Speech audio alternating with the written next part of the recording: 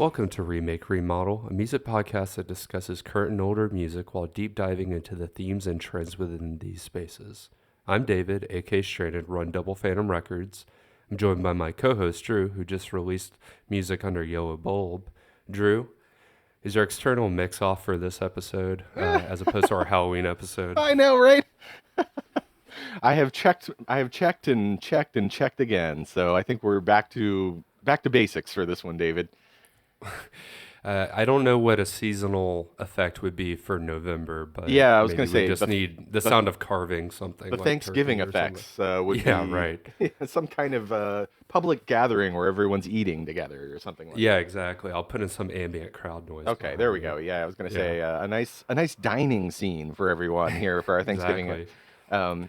Well, I know we've got some hot new music, David, because this has been a release window like nobody's business, man. We better just get into it. Yeah, I got some to catch up on from September that I haven't talked about as well. But one that just came out, it was this past week, I think, Yep. or maybe the week prior. I think it was actually the week prior. Regardless, the Umbrellas, they are back with their new single, Three Cheers. Yes. Crooked liars and lazy minds.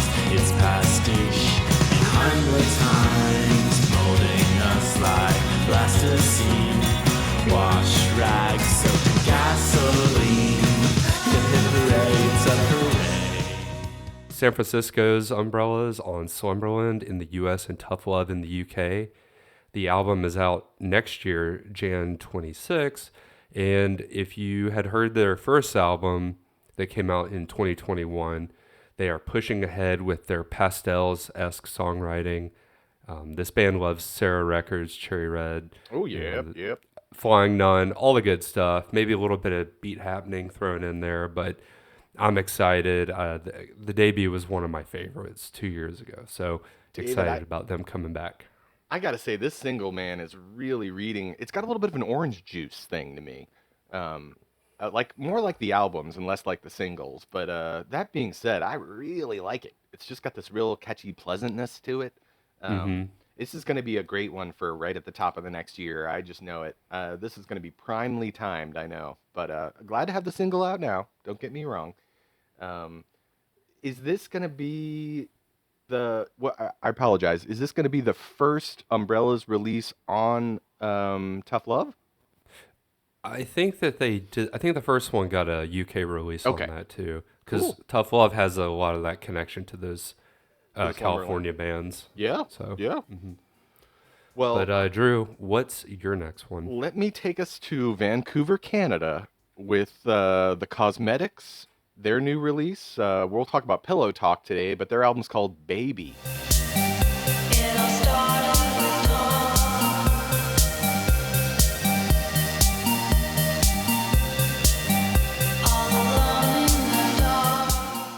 And it's on City Tracks, a great record label out of New York City.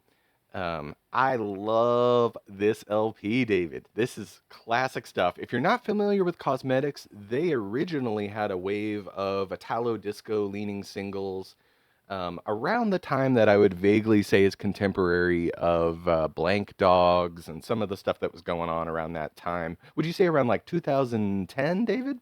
Yeah, it was. They were all on captured tracks. Yeah. Those are some of my favorite 7 inches that I own. Oh, And it yeah. came out around the same time as Soft Moon. I was going to remember say that. Soft Moon, Soft Metals also was in that wave of bands that were being released on Mhm. captured tracks.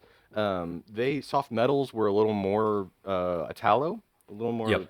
synth pop leaning for sure than Soft Moon. But all those bands, you could like them all. That was the thing about those 7 inches. If you like the first Soft Moon 7 inch, you would probably like the Cosmetics black leather gloves. You know what I mean?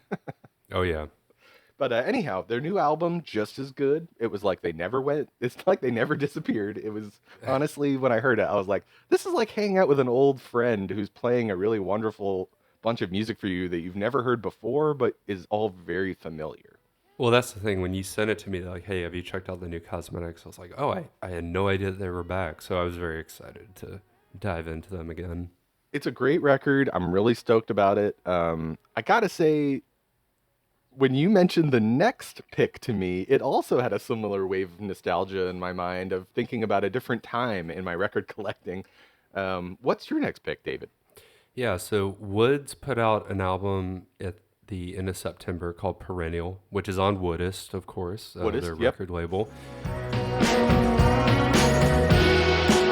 Do you know what's wrong? Did you know I'm gone? Even if it lingers on, I can feel. Woods, if you know them, they've always followed a folk rock tradition of music.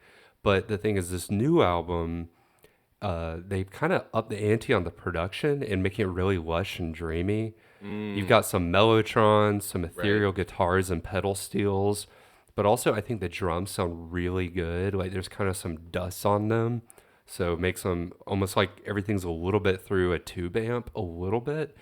And I just I'm kind of impressed by a band that's been around this long, that's put out as many albums as they have, and they're able to evolve and make something this good Yeah. still.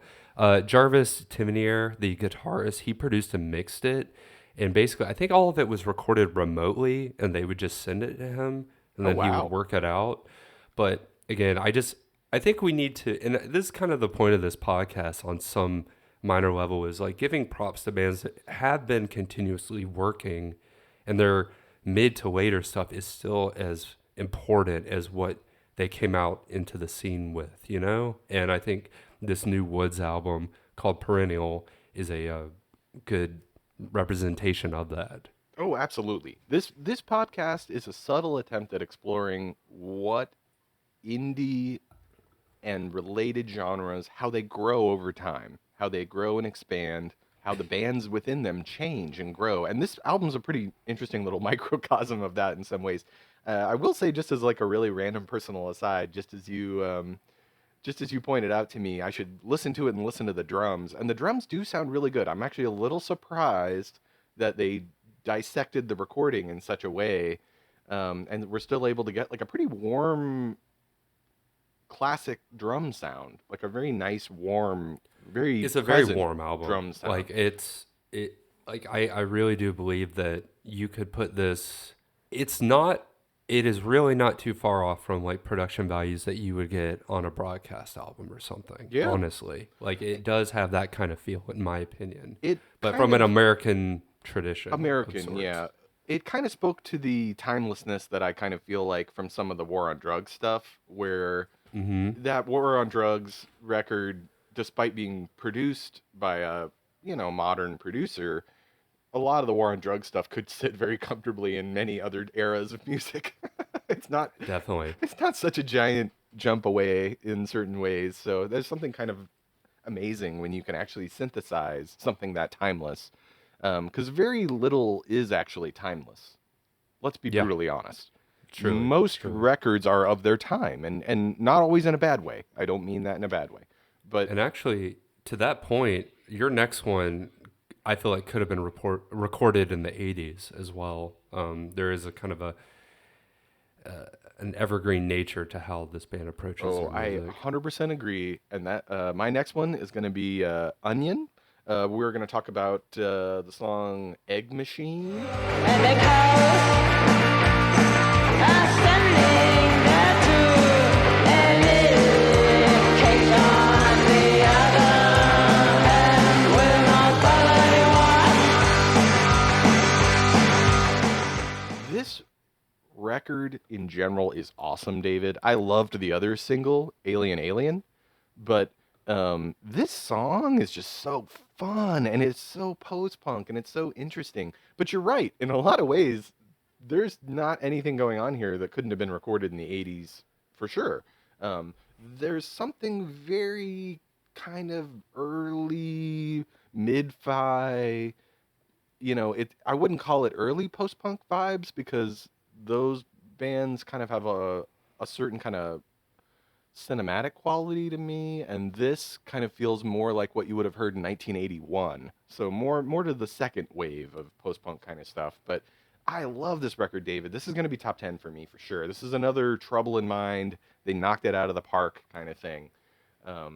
And I just got to say, David, easily some of the more um, fun interplay of really post-punky guitars that are a little bit weird almost in a way, a little bit of almost kind of quasi Captain Beefheart kind of things going Mm-hmm. on in a way. But I mean that in the way that like sometimes Devo would have a kind of a very Captain Beefheart-esque moment in their first Yeah. couple of years. You know what I mean?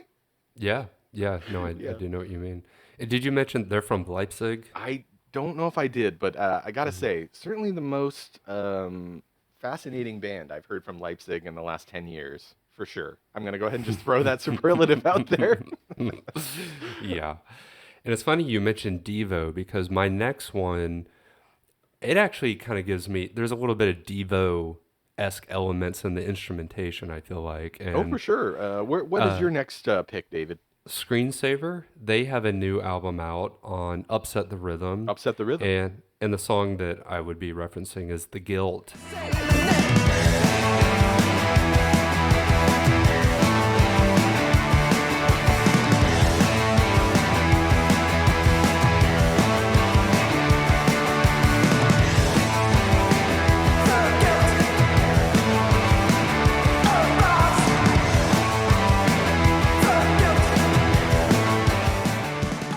And Screensaver are from Melbourne, and they've always kind of delved into early post-punk tropes, but with a kind of a synth punk attitude a little bit at times. But the lead singer, she's got kind of a Susie and the Susie Sue type approach, and there's something kind of pylon-esque at what they do. And the songs with that synth kind of have, it gives it this futurist element. And you could make some comparisons to like Two-Boy Army. And Drew, when I sent it to you, you kind of mentioned some like glam aspects. And I think that that's an interesting note because what Two-Boy Army did with synthesizers was essentially, I feel like, replacing what T-Rex did with like horns, you know, Oh, for on that sure. glam. Yes. So like they kind of take that approach with their songs, and it kind of gives that glammy kind of confidence behind the music. And it's a very like full sounding album, I feel like, this new Screensaver, Oh, which for is sure. called let me quickly pull it. It actually escaped me. I didn't write it down, but I their think new album, Decent Shapes. So yes, yeah, Decent and that Shapes. is out now on Upset the Rhythm. I think part of why it read in a certain sort of glammy way to me is to me new wave, all the great new wave artists have this entrenched glam rock fascination. Um, you can see it in every story, but I'll just rattle off just two or three.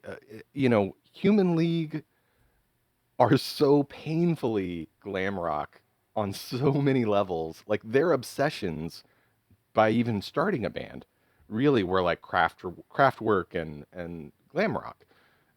Gary Newman, who you mentioned, so many people used to say he was the poor man's David Bowie. So many people. I mean, so it's new wave. Really, a lot of the records that would have been in their record collections would have been glam records, like Roxy Music and the Oh David yeah, Bowie. yeah, Japan and Adamant. Yeah, Oh, for yeah, all of sure. them. So we're talking about essentially, you know, should a new wave band have that influence too? Absolutely. It's part of the same continuity in a lot of ways. I think probably why I read this one as having a certain glamness is probably what you're saying, the confidence of it. It's a very confident record.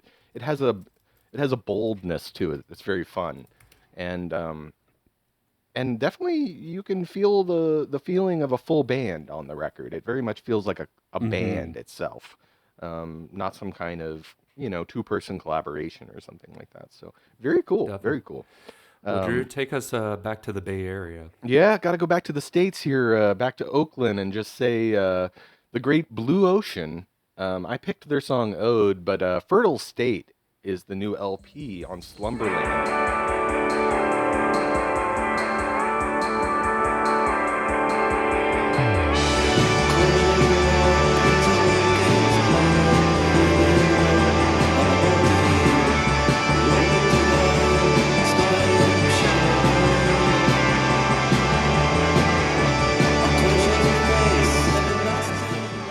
I gotta say, it's great, David. So good.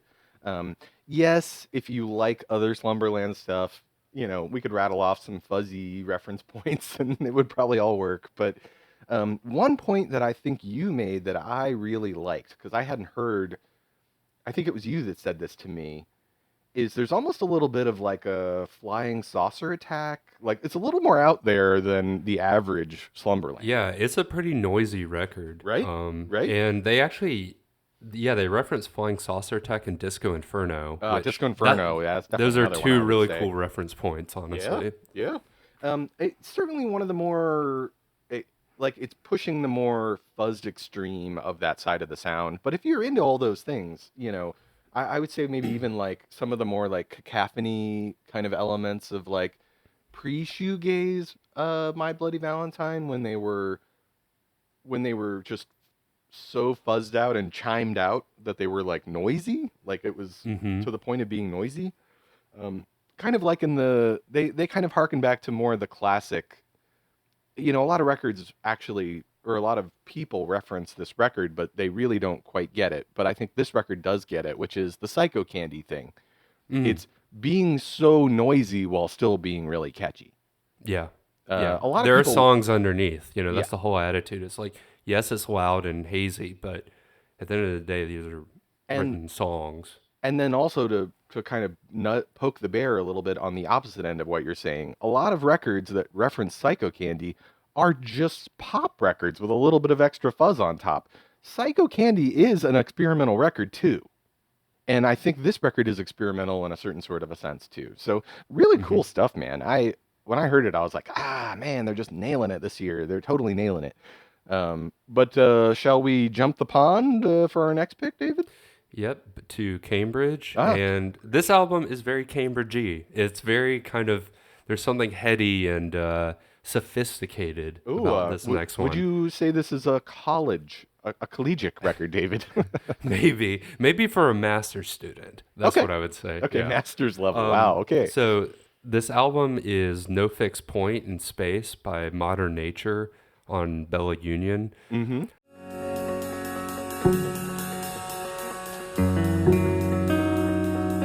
Awareness, a hum of blood rushing. Modern Nature is Jack Cooper's project, and he's kind of the ringleader behind it. He usually brings in other musicians from other bands. I think he's got some touring members of Spiritualized working with him on this actually too. Cool. Yeah. But he was in Ultimate Painting, who were on Trouble in Mind, and they put out about, I want to say 3 albums, very kind of mid-era Velvet Underground-esque. You could really say they sounded like. But either way, this new album, or I should say Modern Nature as a project as a whole, deals with kind of jazzy, improvising. It's very autumnal, very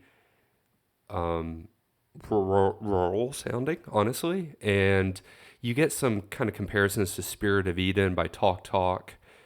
Pitchfork actually made a comparison to, I wasn't aware of this band, but you're much more up on this era and slowcore. But do you know the For Carnation, the guy from Slint, his other band? Yep. Okay. So they made comparisons to that. Interesting. Actually. Yeah, interesting. Yeah. It didn't read that way to me when you sent me this stuff. For me, it kind of had a little bit of a Soft Machine flavor to it. That would be the direction I would go. A little soft machiney, like a little bit of that kind of jazz, but ruralness to it. What's pastoral? Pastoral is the word I'm looking for. Thank you. Not rural. No, I was trying to come up with it earlier myself. Yeah, pastoral jazz. Yeah. Concepts. Yeah. And I'm certainly not shitting over the Slint related reference there. Because Slint definitely has some jazz elements to it, especially on the last album. But that being said, this had a very cool kind of. I just imagine them just like retreating to an English farmhouse to make this record, and like they're working all the time and they're just studiously practicing their instruments, and they always take a tea break at 4 p.m. to get the vibes correct and everything like that. But But anyhow, it's that's just my own daydream about it. I don't know. That's just how it oh, read to me. I believe me, I see I mean, they're literally called modern nature. So, Uh-huh. but yeah, these songs just kind of float. They're a little meditative in their quality, and I think you can make this as a nice companion album to the latest Clientele record. Oh in a way. yeah, yeah, for sure. Clientele has that kind of being out in the English countryside, riding around with your car windows down, smelling the leaf fires and stuff like that kind of vibe. This kind of has that same continuum as well a little bit. Mhm. I would say maybe this one has a little more of a daytime thing for me. Yeah, But yeah, I can see yeah, that. totally, man. Well, Totally. something that does not have a pastoral element is your I next know. one. We're getting back into the industrial grime of the good old US of A, taking it back to Cincinnati town. I of course am talking about the Serfs, David. Their new LP. For the mix this week, we picked "Electric Like an Eel," which was the second single.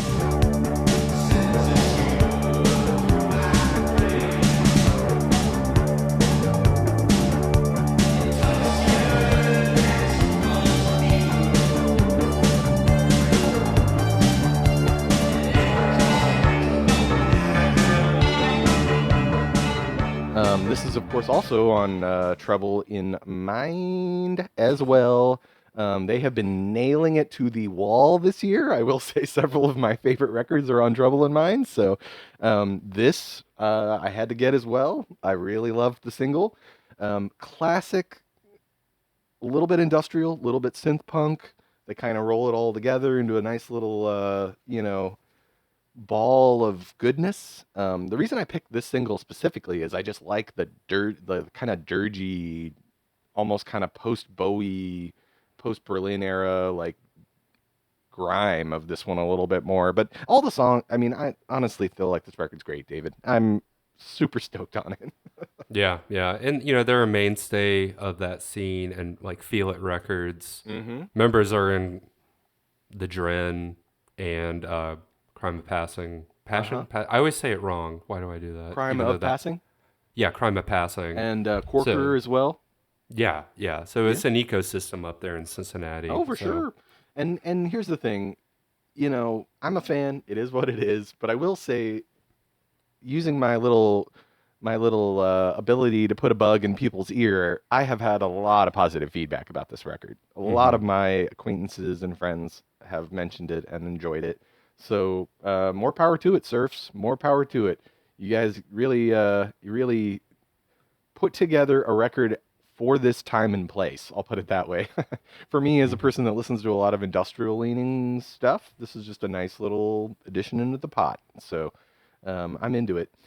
David, we cannot do this new release thing and not talk about a new song by some people that we have covered several of their releases. So let's reel on back to your last one, David. Tell me what you got. So the Vacant Lots got their new album Interiors out on Mm-hmm. Fuzz Club. Trauma's gonna get you. Brainwashed, portable, and dried up. You know I tried so many times. This is, a continuation of what they do, which essentially they take their suicide influences, Jesus and Mary Chain influences, but kind of further propel them into some electronic areas, I guess. So you're dealing with drum machines and synthesizers on top of, uh, you know, loud guitars and Mm-hmm. fuzzier moments and that kind of vocal delivery. But this new album, Interiors, has some really, really wonderful tunes. Honestly, this might be my favorite by them. Okay. Yeah. And there's some really nice grooves here. Jared Artaud and Brian McFadden, they trade off vocals as usual. That's pretty much par for course in how they go about their records. Mm-hmm. This album does seem kind of like a breakup album, or there's a lot of melancholy tied to this one. I say, Yeah, because of evacuation.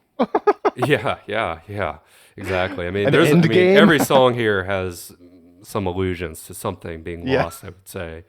But also, it kind of reminds me of Movement era New Order. I would Oh say. yeah, for sure. You get a lot of that, and yeah, I I spend this every week, honestly. I'm really enjoying this one. And, Well, dude, I hear you on that in a big way. And I got to say, on every Vacant Lots album since I've gotten into them, I always have at least one song that I really obsess over. And on this album, my obsession song is Amnesia. I love that song. It's oh yeah, great. that's a great one. And Yeah. it happens to start off the album. So, Yeah. but Yeah. that being said, this one to me, another in their mold. Like they're keeping a very Ramones-esque mold to their record making here. And it plays to all of their previous concepts. A little bit of synth pop, a little bit of like proto suicide-y weirdness. Because I don't fully consider like suicide to be a synth pop thing. hmm I would also say they still have a little bit of their kind of post spiritualized guitar, psych rock guitar parts. Just a couple of parts that are just really a lot more like dissonant in a way.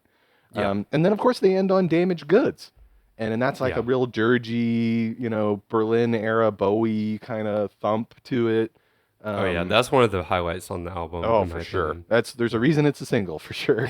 Yeah, and But, it like kind of like mass production by Iggy. It just kind of gets louder and Uh-huh. bigger and A just little weirder builds as it goes builds. and chunks Yeah. along. Yep. No, you're right. Yeah. Real cool record.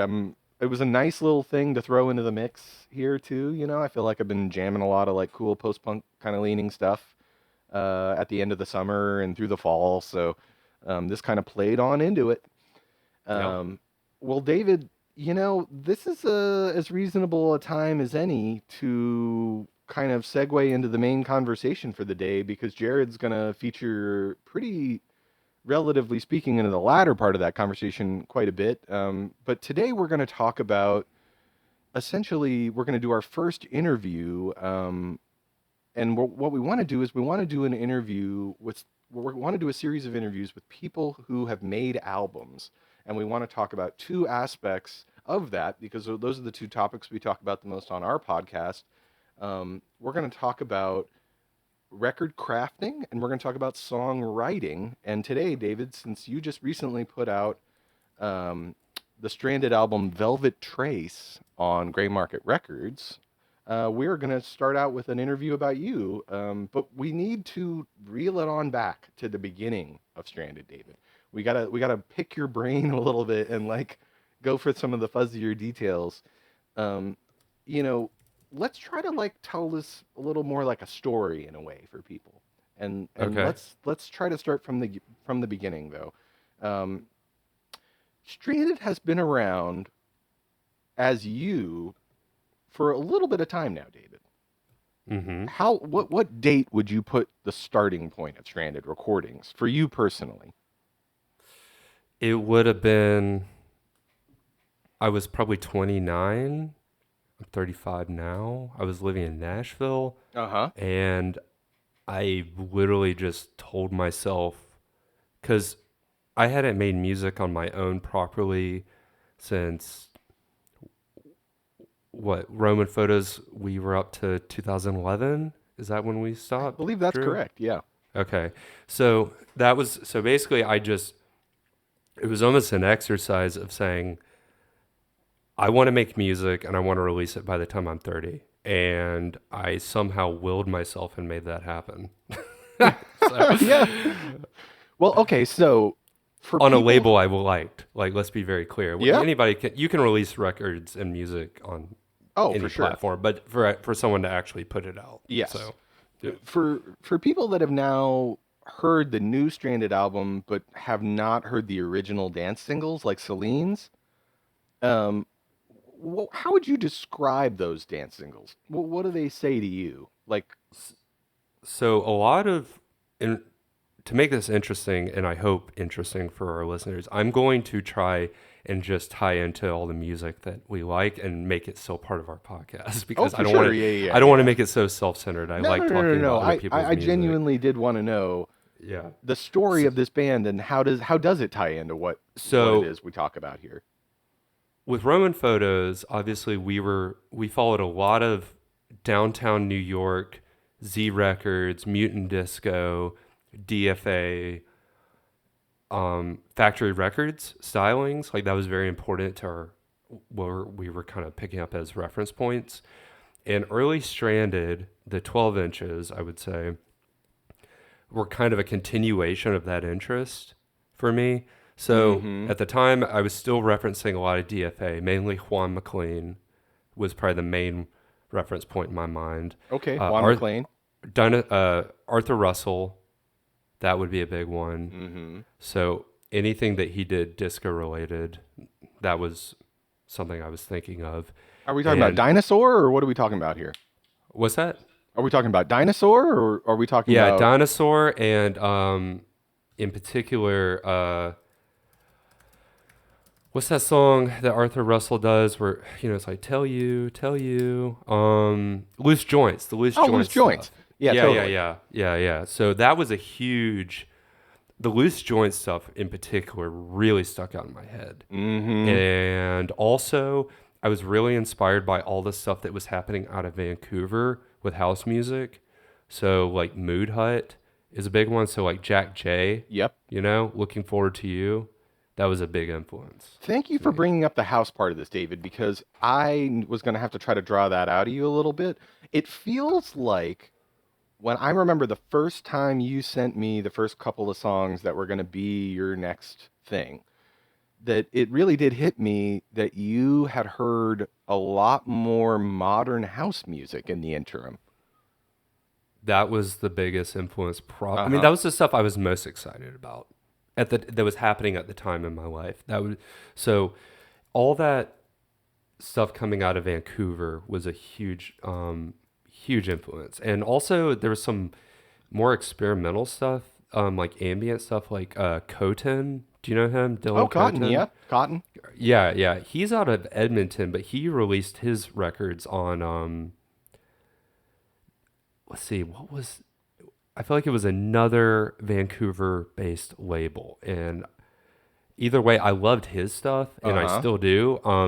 Beautiful You and New Tab by him are some of my favorite ambient records that have happened in the last decade, honestly. So I have to kind of make note of that, I feel like.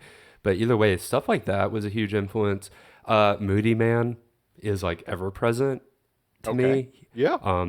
So you're dealing with Detroit-based house music and techno, like Pacific Rhythm. That's the Vancouver label I was thinking of. So Pacific Rhythm? Mood Hunt, Pacific Rhythm.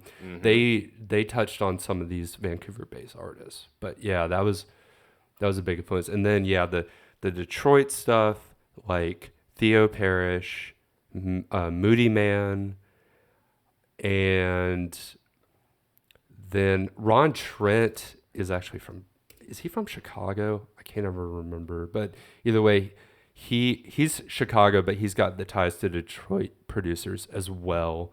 So those guys, I would say, were huge influences. Still going too. Moody Man, he's the best. So yeah. Would you say that when you were writing those early dance singles, were you writing the actual music in a very specific way because it was going to be dance music, or was it just like now we're kind of segueing into talking about how you do writing a little bit. Like what to you is the starting point when you're wanting to work on house music? Or that was all tied to that. All the early stuff I feel like was written with the bass line first. Okay. Yeah. Absolutely. And then finding the drums and programming after that. Yeah, starting with bass, though. Yeah, so that was that. And then today, I predominantly start with the guitar. I knew there would be a bit of a change. We'll kind of get into that when we get into the next couple records. But so if you're starting with bass, and that's the Nashville era, as it were. It is the Nashville era. Is there anything else about being in Nashville that was so different? And obviously you were younger, but I had a lot.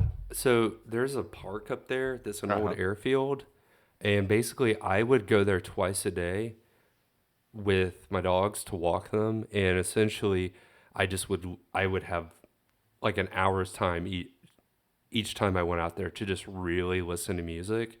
And honestly, I was so burnt out on indie rock. Like I had left it. Like I was like, there's nothing interesting. And I still stand by that the mid 2010s teens are just not an interesting era for me in particular. And Would you say it you were was bored of guitar music at that time, or indie rock, or what would you say you were bored yeah, of? both, Both? both. Okay. Yeah. So And I thought the electronic music is just more exciting. oh, absolutely. So at that time you were making these dance singles partially because you were so not interested in guitar music in a way. Yeah, Those yeah. I concepts are mean, probably related.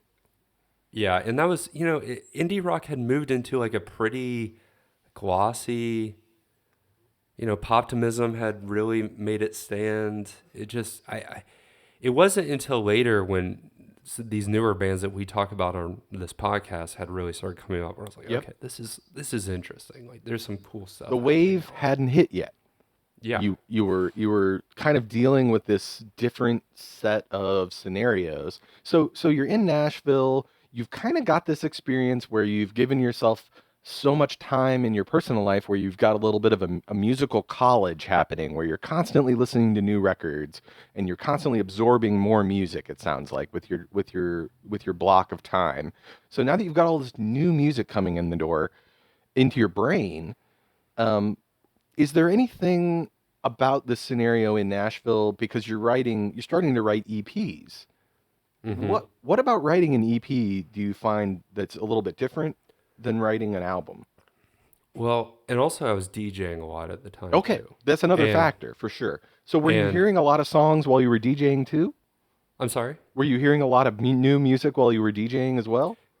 Yeah, yeah. I mean, whether that was going to Grimey's and meeting Will, my friend over there, and he was just as much into electronic music, Mm-hmm. and he would talk to me about new stuff, and he would let me know if certain things had come in. Granted, I was buying LPs there. I wasn't really getting as many 12 inches, but I would order 12 inches from New York and London Mm-hmm. at the same time, from the like because those were the only places that were selling them online. So yeah, and I was when I was doing this, I was DJing predominantly disco, house, a little bit of techno, a little bit of some more dubby experimental stuff, I guess. But yeah, Would you so say mostly house though? Like 90% house, or how house and we disco, pretty Okay. evenly split. Yeah. And in the EP, obviously lent itself to dance music, so that was kind of the whole attitude towards it. Yeah. Uh, with the EP now, as those songs are slowly coming together, as you're making them, you're saying you want to put out, you want to put something out when you're 30, this kind of thing. At what point do you become acquainted with the gentleman from Homage? Well, so I basically created Nervous Splendor, and I reached out to Resident Advisor when they Uh-huh. had a thing called the feed. I don't think Okay. they have it anymore. And this is the thing that I wish these high profile music sites still did, because they carried so much weight and really could help people back when Pitchfork had their own version of it too. Yeah. But I reached out to a guy at Resident Advisor, just sent it to him blindly. It was like, hey, would this be worthy of a post? And the writer that I reached out to, I had been following him, so I knew what kind of music he was into. Okay. So he liked post-punk, disco, house type stuff. So So he's very like DFA friendly kind of yeah, writer. extremely. Yeah. So I basically sent it to him. It got posted, and I sent the link to Optimo, and then also Homage reached out to me, Ryan Clover. Oh yeah, Ryan, And gotcha. he reached out to me asking about, like, who am I? What is this? Like, Like, how are you from do you- Nashville? Is that what he said? Well, like, do you have more music? Like, what Oh, are yeah, your yeah, plans? okay, You know yeah, what I mean? So that's where that started. Now, let me ask you too, because that single is a really bouncy, I would actually call it kind of a post Junior Boys kind of situation, a little bit. You're talking about Celine's Dilemma? Yes. That EP? Okay, Yeah. so Junior Boys were also a huge influence. Okay, Like, yeah. And I say that because to me, Celine's Dilemma has a little bit of pop, because Junior Boys never completely leave pop. They go dance and they dance, but they never go completely pop. And I feel like your two EPs, but specifically Celine's Dilemma, I think very, very specifically, do keep that kind of melodic core to them in a way. Mm-hmm. Like you don't just do the just thumping side of house at any point in it really per se. And you could have. Yeah, no, because the bass line is so important to a lot of these songs. Uh-huh. Is I that think is that a Time for disco? Nothing is the most like straight up maybe house Right. sounding song, I Is guess. that a But disco influence though in general because the bass line is such the part of disco in a sense, or because I know house and disco are so related, but I'm trying to delineate a little bit of why Celine sounds the way it does in a way. yeah, I mean, it's all tied to that mutant disco Mm-hmm. post punk influence. I mean, Jah Wobble was one of my heroes. Oh, for So, sure. Yeah. anything tied to like, I mean, PIL is a huge aspect of this. That's something I can never shake, I guess. So you get that influence, and Are there any yeah, singles on either Optimo or Homage that are like singles that stand out in your mind as things that you really enjoyed, or even things you've enjoyed a little more recently? I will say I know they have a lot of stuff to choose from, so this is a little more of a random kind of a thing. But as I've known Optimo, I mean, I've put so many of their random singles on different mixes and stuff over the years. They are just like such a bouncy, kind of label, David. well, I mean, they were kind of like the UK version of DFA. So getting to work with Optimo was like insane for me. Yeah. I mean, they worked with the Golden Filter, Fantastic Twins, Mm-hmm. um, and these are, and I mean, they would host all the DFA stuff when they would come in for those DFA nights, Mm-hmm. and also the fact that they're named after a liquid song. I mean, that also is a huge influence into what I care about. I mean, I think that's pretty obvious, especially like with Nervous Splendor. That's very liquid-esque. But yeah, and Optimo has continuously followed that trajectory of kind of doing left field music, and they really love dub and disco and house, and it's kind of like anything goes in a Yeah. way. So Can I that's ask you really quick before we get too far off from Celine's the you have a remix on there by Rob Smith from Smith and Mighty fame. yeah. I mean, that That must have that been was really crazy when that came together. well. Keith told me, he's like, "Hey, I kind of would want Rob Smith to um, remix this." I was like, "Wait, Rob Smith is Smith and Mighty," and that blew my mind. I mean, wow. Wow. Because anything out of Bristol in the '90s is, I mean, that's some of my favorite music Dude, ever. right? I know. Smith and Mighty, oh, so many things you could say about them. I love their LP, the specific LP I'm thinking of, but I will say their singles are just outrageous. So Hmm. good. I mean, so good. When I saw that, I was like, "What?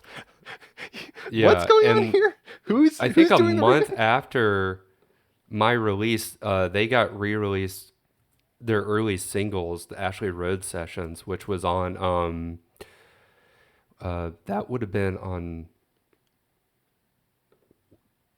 Pinch. You know the dubstep artist Pinch. Oh yeah, okay. He Yeah. um he um he runs Tectonic out of Bristol, and that album was on it. So it was very kind of serendipitous, honestly, at the same time that this was all going on. So Hmm. it was a really cool moment, to be honest. The cover of Celine's is really cool too. I always it always really catches my eye. I've always really liked that. I don't remember you told me once who made it, and I'm spacing a little bit on who made the cover for your for that first EP you made. So Um, it's a piece of art that I got at a thrift store, uh-huh. and I took a picture of it, and then I sent it to Optimo, and their graphic artist redid it at that Oh, color cool. scheme. And to me, it totally has that kind of, again, it kind of looks like a liquid Yep. type Uh, thing. So I yeah. it has a very Z Records A thing very to Z it. Records look. Yeah, Yeah. for sure. So after you had done that, you now come to a point where you're going to do another EP potentially, and you're talking to yourself about it. Or what did you say after you did Celine's? What Well, I was your thought next I was thought gonna process? do an album, but Okay. I sent some stuff to Homage, and basically they're like, there's some good stuff here, but like kind of keep at it, keep Yep. kind of like let me know when you get a couple more songs, I guess. And during that time, I just started writing more, and yeah, and I just kept in contact with Ryan at Homage, and essentially we agreed that we wanted to do an EP, Mm-hmm. and then COVID happened. So I had to, but I had other songs. I was like, okay, well, it's been a bit since I put out my first EP, so I feel like I need to put something out to make sure to build up some notice Right. So that's why before Long I put Dusk out the Homage EP, I is that guess. why Long Dusk comes out then? Yes, which that came out. Talk about great timing. Yeah. Yeah, right at the beginning of COVID, and also right when George Floyd happened. So yeah, that was crazy, you know. I But hear you. it was tied to donations to the Atlanta Solidarity Fund, though. Yeah, I remember When that happened. So a lot of projects had functionality like that at that time. It was just, everybody was home and everyone just wanted to do something in a way, like, hmm and try to contribute in some sort of a way. So I hear you. Was the writing on Long Dusk similar to the writing style on Celine's Dilemma? yeah, and all those songs were written in Nashville. I had moved Okay. back to Atlanta, but they were all written in Nashville. Okay. That's the other I'm thing I was looking. going to ask, actually, David, is because Lights in the Rain kind of oddly seems like something you would have written in Nashville in some odd way to me. Yeah, yeah, Um, and I think that was I wanted to do something a little different. Actually, that song started off differently. The beat used to be much more just kind of hard hitting a dance forward, I guess. But considering there's a lot more guitar on it, and I wanted to make something a little more organic sounding.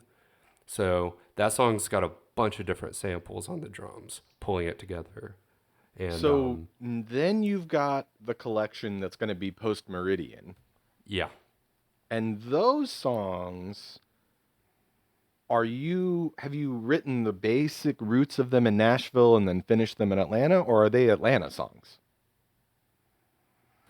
the first three songs on that were written in Nashville, and the Okay. last two were written um, in Atlanta. The last one, or number five, Glass Shock, was actually the last song written for that. So yeah. So the Homage EP Post Meridian has a little bit of a Frankenstein. You've kind of moved a little hmm bit. Would you say your lifestyle changed quite a bit moving back to Atlanta? Yeah, yeah, and I think I was getting restless Uh with huh.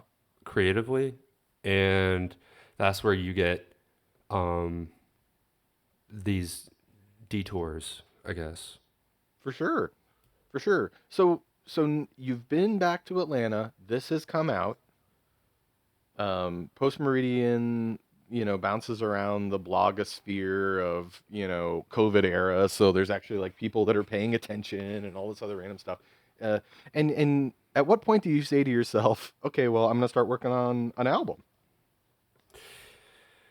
Where does that logic come in? Yeah, well, that happened in the middle of COVID that summer, and I just started writing, and essentially, well, I guess yeah. So Post Meridian comes out that when did that come December. out? Yeah, yeah, early December 2020. So then I had started Well, I've been writing music all through COVID, Uh huh. and then I essentially sent it to Homage, and that stuff did not get picked up. Wasn't really into their vein of what they were wanting to go for, and it was just some songs that no one's ever heard that will probably never see the light of day. To Right. be honest. So So yeah. so sometime when you come back to Atlanta, you've started to change your writing style, it seems like a little bit, because obviously the album that eventually comes out is going to be more of a guitar-based record. Yeah, I buy my first guitar that I have first new guitar since I was a teenager, and that's my Gresh Jet. And because I just was so into it, I was like, I just want to write on this thing. And that's where it all starts changing. I was like, I don't want to do anything but, touch this guitar right now and play and come up with stuff on it. So now we're So, talking about a major segue here in aesthetic. You're not yes. you're not writing on a bass or writing a beat first. You're writing on a guitar. Yeah. And I mean, does that then change does the being in Atlanta speak to a lot of different aspects of that? Do you have you say you buy a new guitar? Do you have a good space to play the guitar now that you're back in Atlanta? Like what else evolves in that time too? Yeah, I got a new amp too. So I Okay, was like, that always helps I it was, too. Yeah. yeah. So I was able to like play as loud as I wanted. And I think I just like really, because during COVID, everyone kind of turned to certain musical like comfort food, in Yeah, a way. roots And maybe a little bit. yeah, so like, I don't know. I think I was listening to like a lot of any of the rock stuff that was on Mute Records. And then I was probably listening to The Cult a lot, early The Cult, Uh-huh. when they were still gothy, I guess. Um, Always the Gun Club. What So were you listening to all old music as you started to put together the sessions for Midnight Sun, or did you start to get into these newer bands that we've started to tease a little more on the podcast, as it were, in the last year and a half, 2 years?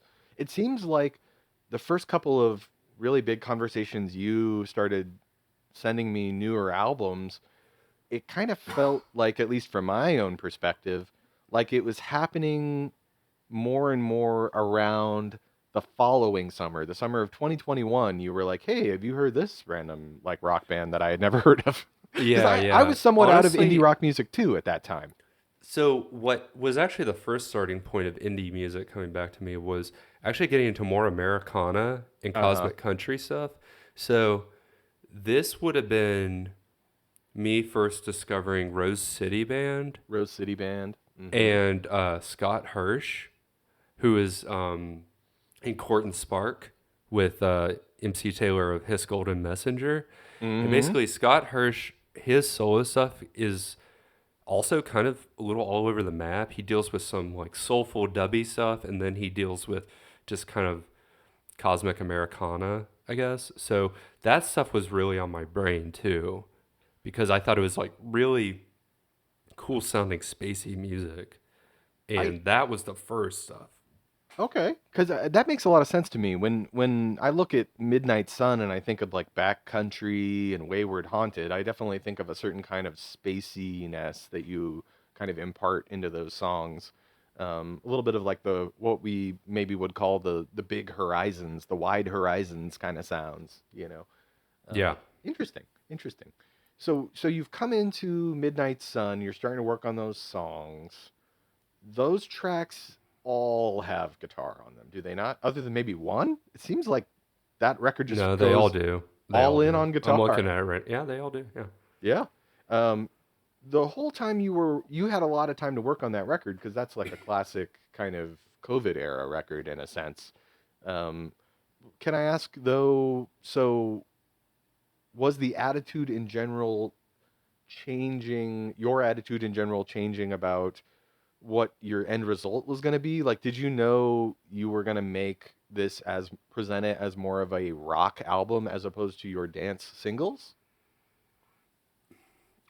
I guess so. And, I still, I'm still like sampling a lot of drums on these songs and trying to build up. So like in my mind, I'm still creating in a way I did. I'm just doing it with different instruments. Yeah. Yeah. But you know, I've always been a huge REM fan and Gun Club. So it's like, well, this is music that I equally have listened to my whole life that's important to me. It's almost like it's now ready to infiltrate what I'm interested in creating, I guess, a little bit. That's all pretty fair. Just kind of And fascinated by. television, stuff like that. Oh, for sure. I was going to say the television bedrock. As a somebody that you say that you kind of rediscovered guitar in a way. You got a new guitar. Well, of course you're going to go back and listen to stuff like Television and Gun Club. These interesting records that you like that got you excited about Velvet guitar. Underground, all that stuff. Uh-huh. Yeah, for sure, for sure. So, why just making one more quick kind of instigation about Midnight Sun, you then decide you're going to have Travis Thatcher master that record. You had worked with him maybe a couple of times before. What made you decide Travis for Midnight Sun specifically? I mean, that was kind of your baby. You had kind of worked on that.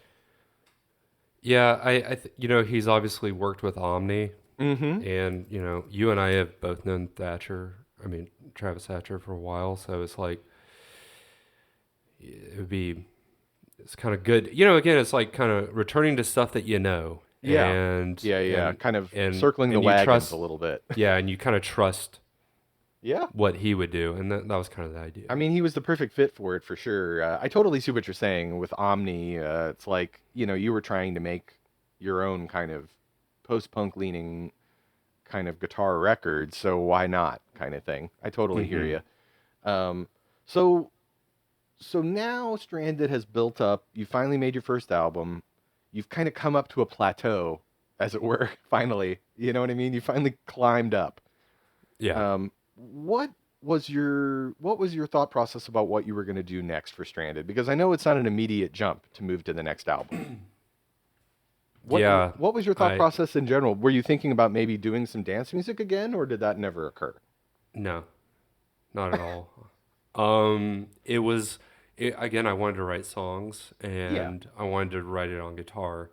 And honestly, like, just getting really excited about the guitar and guitar-based music, I can really just say it was attributed to all the stuff that was coming out on Trouble in Mind, Slumberland, Tough Love, just all these great labels that are around right now. It just was like, okay, there are good rock bands again in my mind. So, I would love to be a part of that. Okay.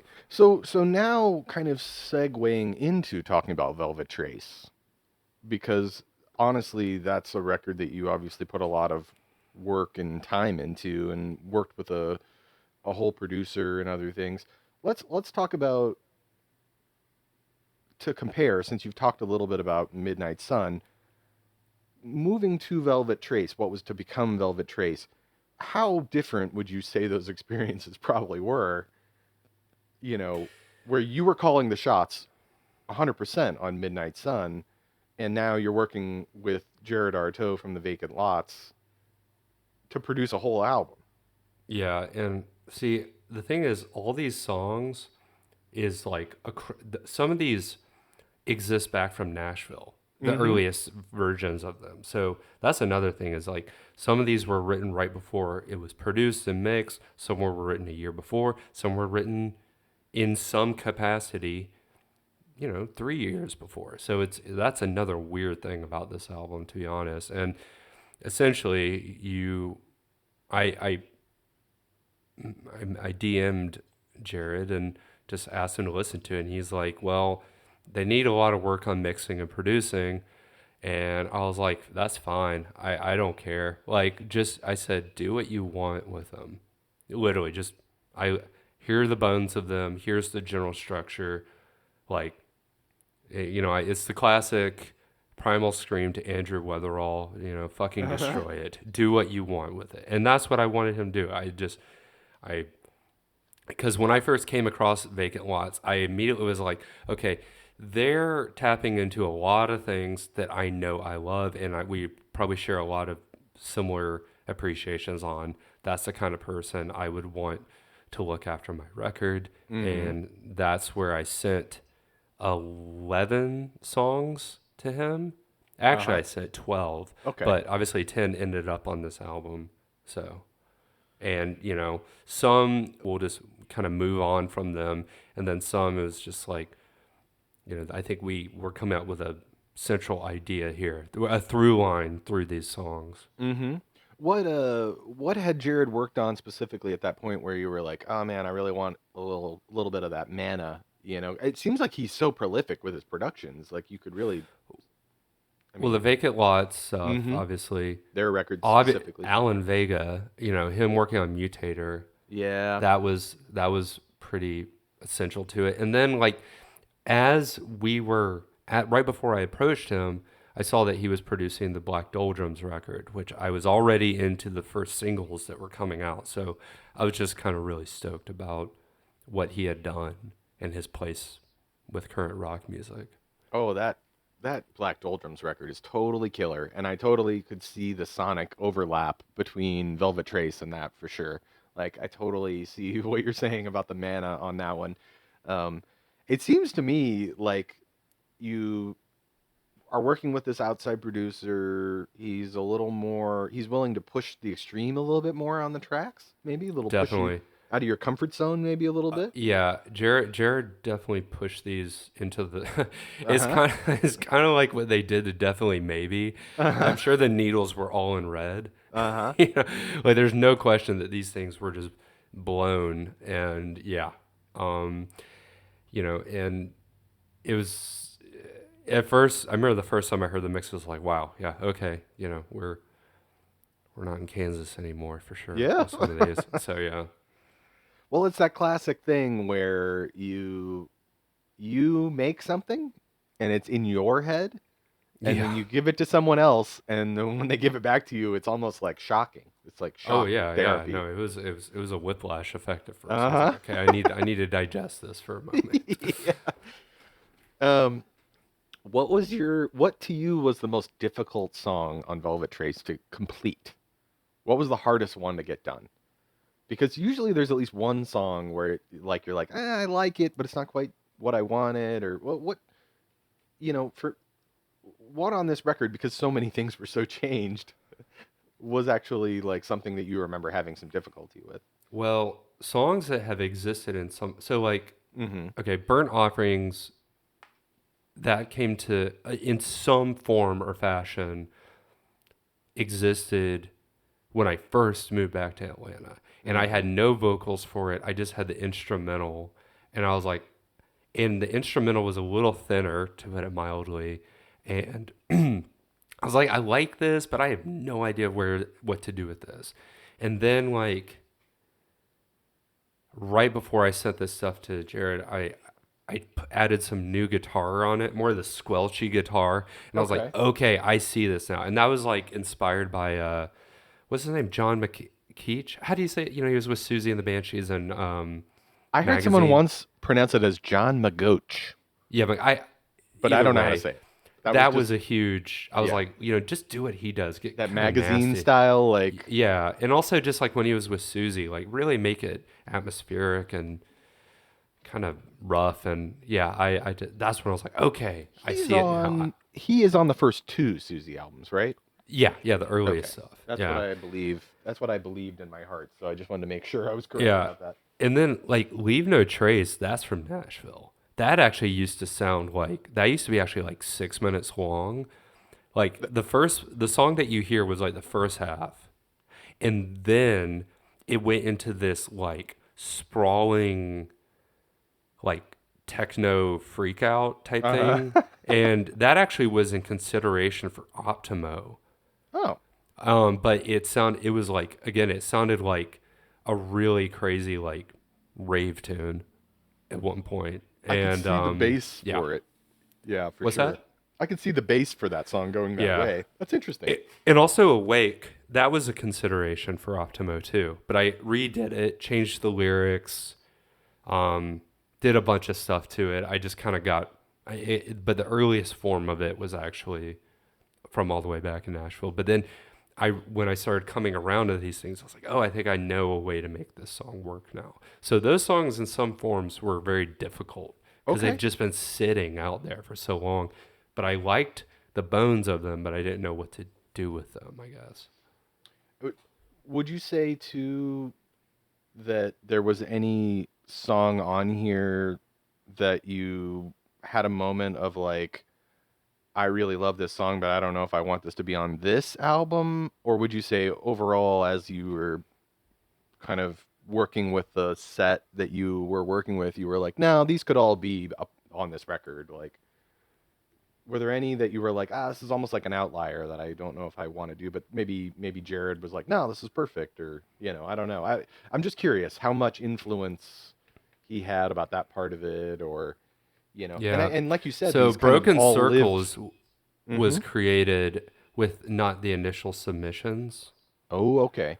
And when he was coming, he's like, do you have another like kind of down tempo song? And I immediately sent it to him. I was like, I got this. And I was like, all right, there we go.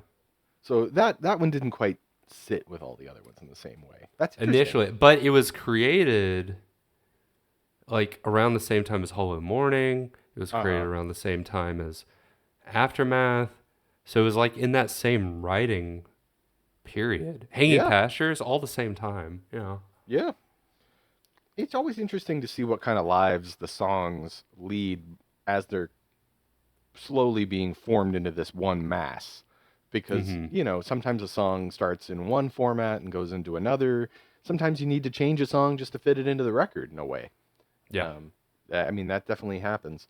So as the record has come together, Jared's done his thing. What then made you decide to go the direction you went with the mastering job for this record? Did Jared talk to you about that, or what? Who? Jared recommended Ted. Okay. He also did final mixing in Ted's studio, so it was just like, and then I looked up Ted's credits. I was like, well, I mean, he's a pro. Yeah. Yeah, so Yeah. I mean, put it mildly. Oh, so. absolutely. Yeah. I was just kind of curious about, And also, Ted was just so easy to work with, so great. accommodating. Like Uh-huh. all the notes that I gave him, he was so generous and understood what I was looking for. So, yeah, despite him being a Philadelphia Phillies fan, he's a great guy. So, yeah. Right. So, okay. So now you've got the record itself. You've put this record together a little bit. What was the first conversation like with Gray Market Records about how this record's going to come out and this, that, and the other? Gray Market, their background is obviously in a lot of straight post-punk stuff like Donzi. Yeah, and working with No Joy and Frankie Rose as well. Richard of Noir Age, he recommended me to look out for them because he's friends with Donzi, and that's when I approached Gray Market, John over there, and I saw that he listened to them, the SoundCloud link, but he never got back to me. And I was like, all right, well, just another pass because I had reached out to other people. But then like months later, he got back to me and was like, or actually Richard, I think, notified me that John was reaching out to Donzi trying to figure out who sent it. Because he lost the email. That's why he didn't reach back out to me. He Yeah. It can accidentally sometimes be deleted that it. kind of thing. Yeah, totally. Yeah. So Richard Then- factors into the story multiple times then. yeah. I mean, Because because I this- worked with Richard initially. He did the music video for Fallen on Midnight Sun. Okay. And I think Richard's aesthetics are awesome and his label's awesome. So I thought that he's been very integral to all those. And he, in fact, did your layout for Velvet Trace as well. Yeah, he did all the single art and LP art and Wow. the actual packaging. So yeah. Did you give him a lot of direction, or were you just like, work your magic, weave your weavings? I mean, I told him a couple things I liked. The thing that I gave the most direction on was my logo.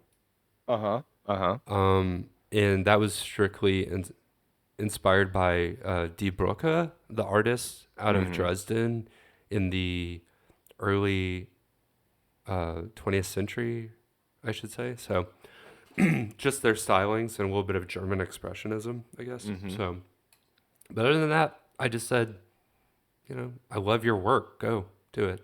Oh, I know. Richard's art is just awesome. And like to see the designs that he does every time for his label is just mind-boggling. It's you could even if it's not a competition in any way, shape, or form, but I'm just saying if you were to be sitting in a record store and you saw like the least good, and that's being ridiculous, but if you saw his worst design in a record store next to a lot of labels' best design, his design would still look way better.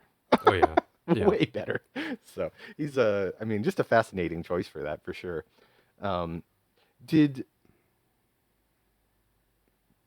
now all the whole package come together at that point? I mean, now we're talking about essentially you've got album art, you've got this record label figured out, you have now finished the production, the mastering is done. Now that the record itself is done, how long in between the record being done and when it comes out, how long do those things take? I mean, the record got done last 2 summers ago. Okay. So it's been sitting done for a while. Yeah. And then just trying to get the shopping process. I was actually out in LA in November of last year. I met John in person, and that's kind of like everything just kind of started turning. We approached Richard beginning of this summer, I guess, maybe, just to get things going. So yeah. Well, it's just always fascinating what kind of life a record has to lead before it even comes out. It's like Oh yeah, I feel like I've been sitting with these songs for a bit. living with them. Yeah. Yeah. Well, okay, so not to segue you too hard, but I have been kind of curious about this part of the whole thing.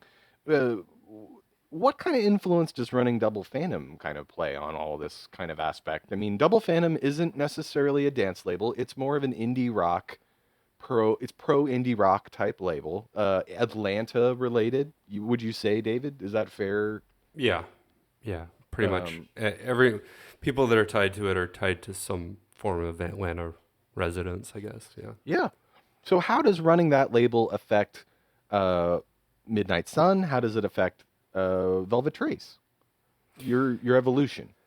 Just is more just how to like roll out an album, and it's easy to work with someone like John, and how to I think he appreciates that I know the limitations and expectations, I guess. And I there's no romanticism in putting out a record, let's put it that way. What's on your music though? On your actual music, what Double Phantom release has had an influence on you in terms of the music that you make? Because there's been some really interesting records on Double Phantom that you've got to imagine, like between Algiers. And I'm not trying to put any words in your mouth, but it's you're exposed to this thing that you're putting out into the world through your label. How is that? How has that been an influence in a sense too? You know what I mean? I think the closest thing that I feel kinship to though is probably Abby Go-Go, right? Yeah, the shoegaze kind of quality of it. Well, just they love Spaceman 3, Spiritualize, Jesus Mary Chain, stuff like that. They represent that side of your taste. Yeah, they and they like a lot of Britpop. We would with Bon and John, I always talked about Britpop. Over the years with Double Phantom, you guys obviously put out a lot of different things in Atlanta, obviously all related to indie genres, but I mean different parts of the indie milieu, obviously. One would definitely make the argument that Carnivores didn't sound exactly like that they didn't sound exactly like Abby Go-Go. No. And And I think Algiers is. I think spiritually, Algiers, I have a lot of kinship to. Just for sure. a lot of Southern Gothic tropes. Uh-huh. That kind Uh-huh. of stuff. I think that would be a big one. Yeah, that's Um, pretty fair. um, Were yeah. there other bands in Atlanta outside the Double Phantom clutch that had like a certain kind of influence on you? I can only imagine moving to Atlanta from Gainesville must have been very influential in terms of being a Yeah. musician. I mean, early Deer Hunter. How could it not? I guess. And Uh-huh. when I saw them before Cryptograms came out, I was like, well, okay, you can have local bands that are good. I wasn't used to that, you Uh-huh. know. Yeah. Um, and then Leone on Leonese? Geographic. Yeah, Leone's. Yeah. That would be. They were. I mean, those two records are awesome, and you know, I always felt such a kinship with what they were into, especially back in the Roman Photos days that you and I were in. We would play shows with them so much. So Yeah. I hear you on that. I think Leone, their first LP, certainly the first two Deer Hunter albums really were like guiding lights towards like, hey, you can be from Atlanta and do what you want to do. You can like the yeah, music you want to like, and you don't have to sound like a mediocre version of Black Flag to put out a record in Atlanta if you don't want yeah, to. yeah. Um, You can be into artier, post punk and like krautrock, yeah, and and that. and Yeah. and have something to it. It's always interesting to think what do these little things inform along the way? What did they do along the way? Mm-hmm. So very interesting to think about it. Well, I guess now that we've come through the other side of Velvet Trace, I guess the interesting last little question I kind of wanted to chide your way was, what do you think is going to be the next thing for Stranded? Because now you've got Velvet Trace out in the world, there's got to be a next step, right? So I do want to do an EP next that will be kind of bridging a gap, I guess, between what I want my next LP to be Uh versus huh. um, where I am now, and the songs that I think it'll make sense, but I think I want to put on an LP, or I'm sorry, an EP, and then LP eventually. I've already got Yeah. the EP done. Let's put it that way. You're hoping to do something a little more experimental to showcase where the future might go. Well, I think that the EP will be actually very straightforward. It might Oh. be what I personally think it might be the most straightforward piece of music I've done. Hmm. And then I think the LP will have mixes of straightforwardness and then mixes of deconstructed ideas of what I'm going after. I think. Who Okay. knows? All right. Yeah, yeah. So, in your mind, do you see Stranded as having a set expiration date? Or is this something where David, as long as you're the principal songwriter, you're always essentially could call it Stranded and it could just kind of go on maybe forever or whatever? How does that, or does that even factor into your view of where Stranded is going in the future? Yeah, I don't know. I think the hardest thing is like, especially in this day, you build up so much time to make a name of yourself. Like, I'm not big enough to have any kind of like, okay, I've got this moniker now, to make this music. So it's kind of like, you know, apologies to people that first thought I was like a post-punk mutant disco guy, and now I'm making psychedelic rock music. Like, you're just gonna have to sit with me while I do this. Like, that's just what I want to do and what I'm interested in. Not to mention, this is all music I've always wanted to do in some capacity. It's just, let's put it this way. I thought that disco and post-punk, in my mind, was the easiest way and most natural way for me to make music at that moment in time. And then I moved into what I'm doing now, and that's the most natural way of making music for me. And I'm just going to kind of continue to do what is natural. And if there's one thing I've learned, is just do not force it. Because I tried to force certain things, and those did not work creatively, and it shows in the songwriting. So just do what feels instinct, like the natural instinct within all this. So that's kind of my attitude towards it. So we'll see what that is, but I don't see like a specific starting point. It's just kind of, we'll just see. So there's the stranded recording advice that we're going to have out of this conversation is go with the Simpsons policy of the Do What You Feel festival. Yeah. And you know what? I'm not saying anything new there. I mean, that is, you listen to any director, producer, songwriter, they're all going to say the same thing at the end of the day. They always will say that, okay, when the moment I compromise my beliefs, that's when it really, you could see my work, not being as good. I mean, you can see this with like, I think Coppola talked about this a lot, where he felt constrained by like trying to do certain things in the Hollywood system or something like that. So I don't know. I mean, it's a tale as old as time, honestly. Oh, for sure. And it's got to be very different when you're making the choices for Stranded, the guitar playing for Stranded, versus the types of choices you'd have to make when you're doing like guitar work for the Yellow Bulb album that you just worked on, or like High Marks, all the other type of guest work and remixes you've done. Don't you feel like that kind of gets you out of your box a little bit, kind of shifts you left of center maybe, for lack of a better way of saying it? Yeah, and that's, I will say, that's something that I probably should have mentioned, is that throughout all this working with you on High Marks and Yellow Bulb has been a huge kind of like rewiring of like my creative flow, I guess.